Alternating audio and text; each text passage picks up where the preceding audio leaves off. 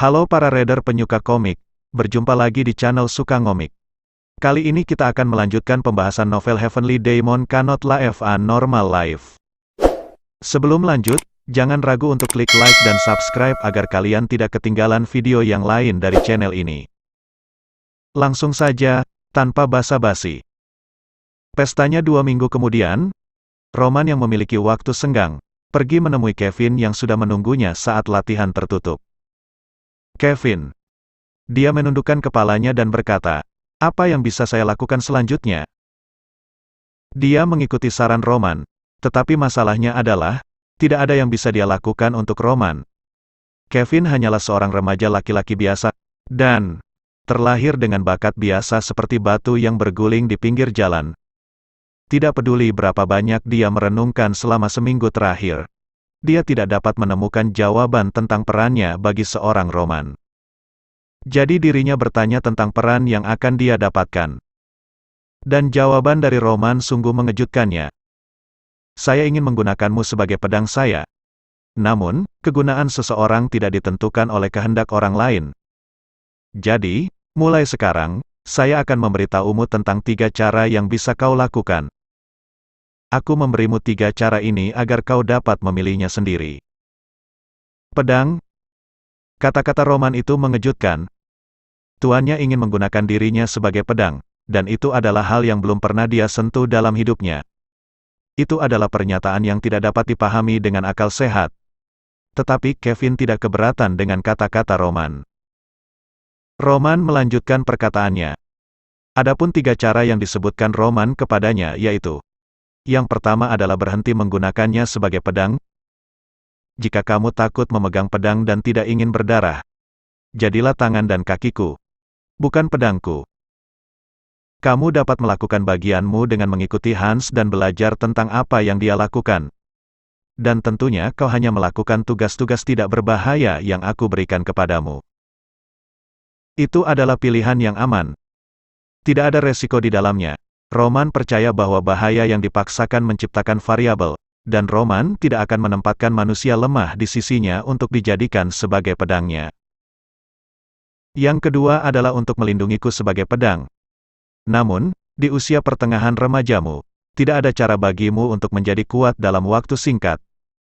Kau sama sekali tidak mengenal pedang dan hidupmu jauh dari pendekar pedang. Dunia bukanlah dongeng yang indah. Dibutuhkan banyak tekad untuk menjadi kuat setelah beberapa saat. Dan jika kau memilih opsi kedua, saya akan menguji keinginan dan keteguhanmu. Sebuah metode untuk memberikan rasa sakit dari memutar tulang dan otot. Ini bukan hanya keputusan, tetapi hasil yang membuktikan kehendakmu akan keputusanmu. Itu keren, tapi ketakutan yang terpancar dari kata-kata itu membuat mulut Kevin kering. Ketika Roman menerima Kevin, dia berpikir mungkin dia bisa mengatasi cobaan terakhir dari Roman. Dan untuk yang ketiga, itu benar-benar tak terduga. Roman tiba-tiba menghunus pedangnya lalu dia menjatuhkan pedang tersebut di depan Kevin. "Potong pergelangan tanganmu dengan pedang ini, bahkan dalam situasi di mana kamu menimbulkan rasa sakit pada dirimu sendiri. Jika kamu mampu menahan rasa sakit sampai akhir dan mencapai tujuanmu, kamu akan menjadi lebih kuat dari orang lain." Pedang itu jatuh di depanku. Untuk pertama kalinya, rasa takut muncul di wajah Kevin yang selama ini menunjukkan keinginannya. Mengapa Roman melakukan itu? Hal ini mungkin karena Guangma. Ketika saya pertama kali bertemu dengannya, Guangma hanyalah seorang anak kecil seperti Kevin. Anak yang tidak tahu bahwa dia adalah seorang seniman bela diri. Lalu, bagaimana dia bisa tumbuh menjadi 4 raja surgawi? Apa karena berkat-bakat alaminya? Tentu saja tidak. Pertumbuhannya berasal dari kemauan yang kuat. Ada prajurit kuno di perbendaharaan sihir. Di antara mereka, Demon Magician mengubah sejumlah iblis yang mengejar kekuatan menjadi roh jahat dengan sihir yang kuat. Guangma belajar bagaimana menjadi pedang yang berguna bagiku, dan dengan mengatasi cobaan dari hantu, pedang itu telah menjadi pedang yang bisa kupercaya. Sihir itu merupakan senjata yang sangat berbahaya. Saat kau menggunakan seni bela diri, pikiranmu digerogoti oleh sihir, dan itu mengerahkan kekuatannya dalam rasa sakit yang hebat yang seakan-akan memotong pembuluh darah. Ini adalah rasa sakit yang bahkan tidak berani ditanggung oleh orang biasa. Seperti saran terakhir Roman, Demon Magician adalah orang yang menggunakan seni bela dirinya bahkan dengan rasa sakit memotong lengannya sendiri. Dunia tidak akan bisa dijangkau dengan keinginan biasa. Jadi Roman memilih cara Demon Magician. Kurasa Kevin tidak bisa menangani sihir hantu. Tapi setidaknya aku ingin memberinya pilihan. Agar seseorang melampaui batas bakatnya, dia membutuhkan banyak pengorbanan dan kemauan. Kau sudah menjadi orangku. Apapun pilihan yang kau buat, saya akan menggunakan dirimu yang berharga. Tetapi terserah padamu untuk memutuskan bagaimana kau akan menggunakan kemauanmu itu. Mencapai keputusannya, Kevin menelan ludahnya yang kering. Matanya yang menatap pedang bergetar ketakutan. Dan mulutnya sangat kering sehingga tidak ada air liur untuk ditelan. Potong tanganmu sendiri? Itu pasti hal yang sulit dilakukan. Orang gila pun belum tentu melakukannya.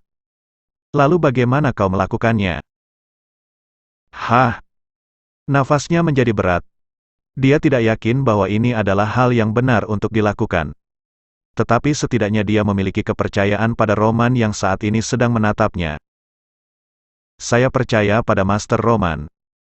Seperti dirinya yang telah menyelamatkan Kevin. Dia percaya bahwa Roman akan menyelamatkan hidupnya lagi kali ini. Aku akan melakukannya. Dia menggigit begitu keras sehingga dia bahkan merasa giginya remuk.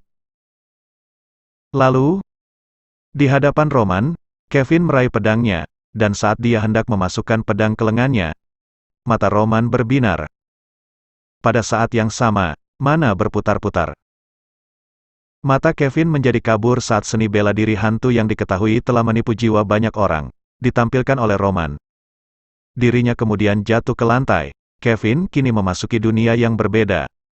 Di dunia ilusi Roman, Kevin membanting wajahnya ke lantai seolah-olah mati sambil menahan kesakitannya. Tetapi di dunia Kevin, momen dia akan menusuk pedangnya tidak berubah sama sekali. Mulai sekarang, hal yang Kevin alami hanyalah ilusi. Namun, perasaan yang didapatkan terasa sangat nyata, dan itu nampak dari wajah Kevin yang berkerut kesakitan. Kevin yang merupakan seorang anak yang lahir di luar kastil Dimitri, hanya ingin hidup seperti orang lain. Daripada kehidupan pahlawan dari dongeng, dirinya lebih berharap untuk kehidupan, di mana dia tidak perlu khawatir tentang makanan untuk besok. Tapi saat ini, lihatlah keadaannya. Dirinya kesakitan. Tanganku gemetar, keringat dingin mengalir di dahinya, dan pandangannya tentang lengannya mendadak kabur. Lengannya sendiri. Apakah itu benar untuk memotongnya? Roman tidak memaksakan pilihan. Pilihan untuk mengikuti Hans adalah kehidupan yang sesuai dengan mimpinya. Tapi Kevin tidak bisa menggoyahkan niatnya dari hari pertama dia bertemu Roman. Roman itu kuat, dia adalah pria yang bisa bertanggung jawab atas kata-katanya. Dan dia dengan santai menaklukkan keberadaan Bloodfang, yang tidak berani Kevin sentuh.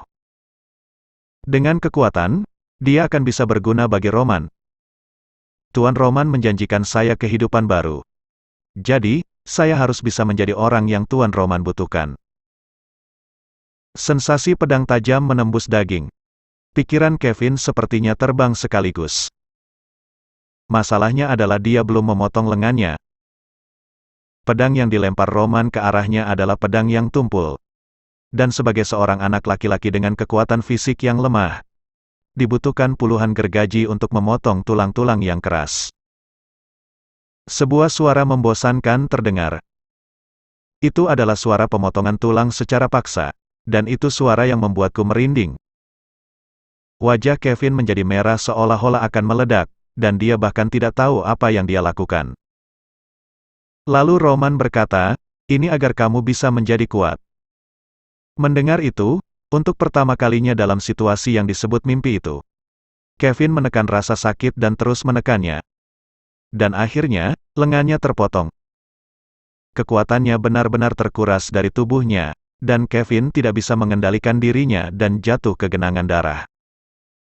Saat itu, tiba-tiba semuanya menghilang seperti fata morgana.